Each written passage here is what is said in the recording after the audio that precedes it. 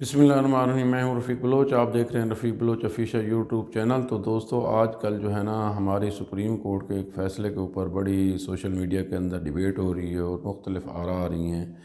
تو آپ کو یاد ہی ہوگا کہ سپریم کورٹ کے ایک بینچ نے نیسلا ٹاور کراچی کو گرانے کا حکم دیا، اور اس کے اوپر جو ہے نا سندھ حکومت کی طرف سے عوامی سماجی حلقے کی طرف سے جو ہے نا ایک شدید رد عمل آیا، اور اس رد عمل کے بعد جو ہے نا گزشتہ روز بھی حافظ جو ہے نا وہ جو جماعت اسلامی کے ہیں نعیم الرحمن، وہ بھی آ گئے، انہوں نے بھی روکنے کی کوشش کی کہ نیسلا ٹاور کو نہ گرایا جائے۔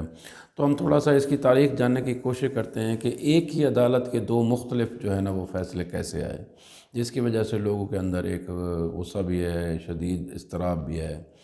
تو حالانکہ ایک جج جو اس بینچ میں شامل ہے دوسرے فیصلے میں بھی شامل تھا۔ یہ دو ایشو ہیں، ایک تو وہ نیسلا ٹاور والا، اور دوسرا ایک ٹاور تھا ہمارا اسلام آباد کے اندر، اور وہ حیات ٹاور کے نام سے۔ اب دو یہ مختلف ٹاور تھے، دو مختلف ٹاور میں جو نیسلا ٹاور ہے اس میں، اور جو اسلام آباد کا تھا گرانڈ حیات ہوٹل کا ٹاور، اس میں یہ ایک جج ایسا بھی ہے جو دونوں جو ہے نا وہ فیصلوں میں شامل تھا۔ تو ٹویٹر میں بھی یہ بات سامنے آئی کہ ایک جج صاحب اس بینچ میں شامل تھے جس نے 2 سال قبل اسلام آباد میں گرینڈ حیات ٹاور کی لیز بحال کر دی۔ جج صاحب کراچی کا نیسلا ٹاور گرانے کا حکم دینے والے بینچ میں شامل ہیں۔ لوگ سوال پوچھ رہے ہیں کہ دونوں فیصلے اتنے مختلف کیوں ہیں؟ اب یہ تو قانونی ماہرین ہی ہماری رہنمائی فرمائیں گے کہ کراچی اور اسلام آباد کے ٹاور کا قصہ ہے، فیصلہ سپریم کورٹ کا ہے، لیکن قسمت الگ الگ ہے۔ اب جو سٹوری عمر چیمہ نے اخبار میں شائع کی ہے اس کے مطابق یہ ہے کہ جو حیات ٹاور والا ایشو ہے اس کے مطابق جو جنوری 2019 میں اس وقت کے چیف جسٹس ثاقب نثار کی سربراہی میں 3 رکنی بینچ نے گرانڈ حیات ہوٹل کی لیز بحال کر دی۔ گزشتہ 3 سال کے دوران سپریم کورٹ کے ہاتھوں سنائے گئے فیصلوں کی وجہ سے اسلام آباد کے 2 شہروں کراچی اور اسلام آباد میں قائم 2 بلند بالا عمارتوں نیسلا ٹاور اور گرانڈ حیات ہوٹل کی قسمت مختلف رہی۔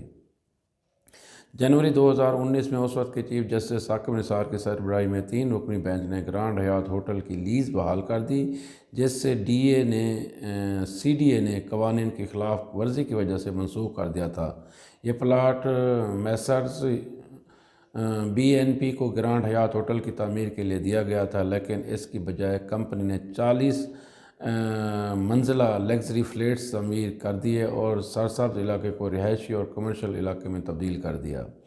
یہ فلیٹس اعلیٰ ترین شخصیات کو فروخت کیے گئے، جن میں وزیر اعظم عمران خان، سابق چیف جسٹس ناصر الملک اور دیگر شامل ہیں۔ اچھا، Messrs B N P Abdul Hafeez Pasha کی ملکیت ہے، جو وزیر اعظم عمران خان کے قریبی دوست ہیں۔ سپریم کورٹ نے مختصر آرڈر میں لیز بحال کرنے کا حکم دیا، اور یہ آرڈر جسٹس ثاقب نثار نے اپنی ریٹائرمنٹ سے 1 ہفتے قبل جاری کیا۔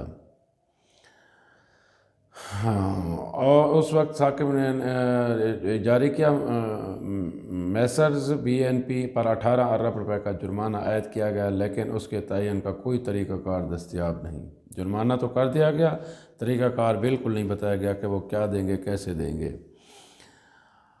اور پھر جو ہے نا اس وقت ثاقب نثار کے الفاظ بہت مشہور ہوئے تھے کہ جرمانے کی رقم کے متعلق انہیں خواب آیا تھا۔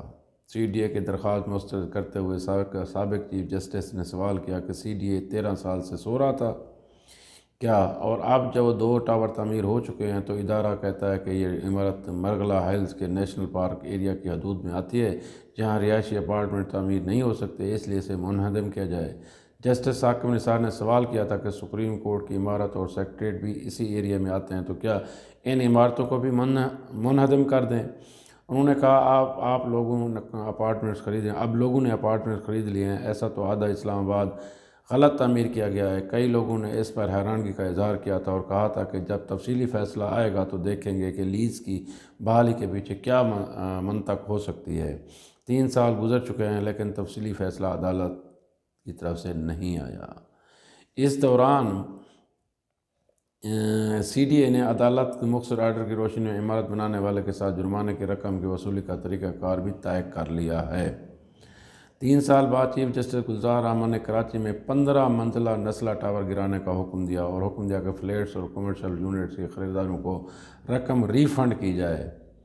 اب یہ جس وجہ سے یہ ایشو ریز ہوا ہے کہ وہاں اسلام آباد میں آپ مختلف فیصلہ سنا رہے ہیں، آپ یہ کہہ رہے ہیں کہ اتنے عرصے کے بعد یہ فلیٹس نہیں گرائے جا سکتے اور ان لوگوں کا کیا قصور ہے۔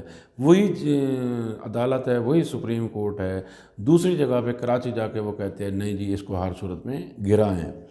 تو وہ کہہ رہے ہیں کہ 3 سال بعد چیف جسٹس گلزار احمد نے کراچی میں 15 منزلہ نسلہ ٹاور گرانے کا حکم دیا اور حکم دیا کہ فلیٹس اور کمرشل یونٹس کے خریداروں کو رقم ریفنڈ کی جائے۔